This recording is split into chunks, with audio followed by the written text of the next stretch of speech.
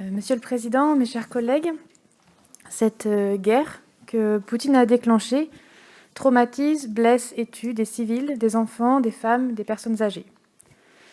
Les conventions de Genève sont violées, des crimes de guerre sont commis. Il faut saluer la dignité et le courage inouï du peuple ukrainien face à cette guerre. Car cette guerre que Poutine a déclenchée nous impose de renforcer notre souveraineté énergétique et alimentaire. Nous devons cesser de dépendre de régimes autocratiques pour nos besoins. Cette guerre que Poutine a déclenchée nous impose d'être solidaires. Et solidaires, comme vous l'avez rappelé, les Girondins et les Girondines le sont en donnant de leur temps, de leur argent, de leur quotidien, en acceptant de recueillir chez eux ces personnes fuyant la guerre. Il faut le saluer, il faut les remercier. Solidaire, le département l'est à sa mesure, en proposant notamment un soutien financier à 2 associations.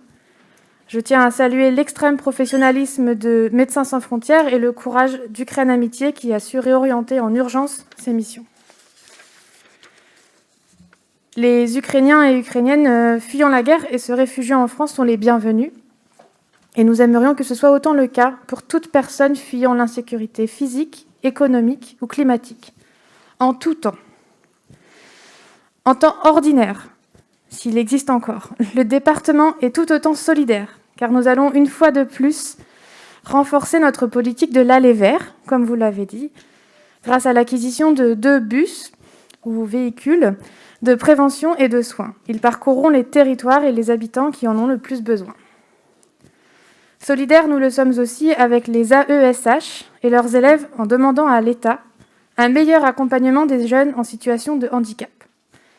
Agnès Destrio présentera à l'Assemblée cette motion proposée par le groupe Écologie et Solidarité et portée par toute la majorité. Enfin, l'émotion et la colère qu'ont provoqué les enquêtes journalistiques a mis en lumière ce que subissent certains et certaines de nos personnes âgées dans les EHPAD privés lucratifs. Le département assume toutes ses responsabilités en matière de qualité de la prise en charge de l'ensemble des usagers. Le renforcement de dispositifs de contrôle des établissements et services médico-sociaux par des moyens humains, financiers et organisationnels proposés au vote aujourd'hui aura un effet salutaire. Enfin, quelques mots pour terminer sur le fonds de concours pour le développement des lignes ferroviaires locales que vous avez évoqué et que nous avons voté en décembre dernier. L'empressement du gouvernement a sommé les élus locaux de prendre la décision de verser des sommes astronomiques au pot commun du grand projet ferroviaire du Sud-Ouest, dont 281 millions d'euros qui étaient demandés au département de la Gironde pour créer les lignes à très grande vitesse du Sud-Ouest. C'est en complète contradiction avec l'urgence climatique et sociale, et il nous est impossible d'y souscrire. Vous aviez choisi, Monsieur le Président, de faire un pas de côté, d'entendre les difficultés qu'éprouvent les Girondins et les Girondines dans leur déplacement quotidien.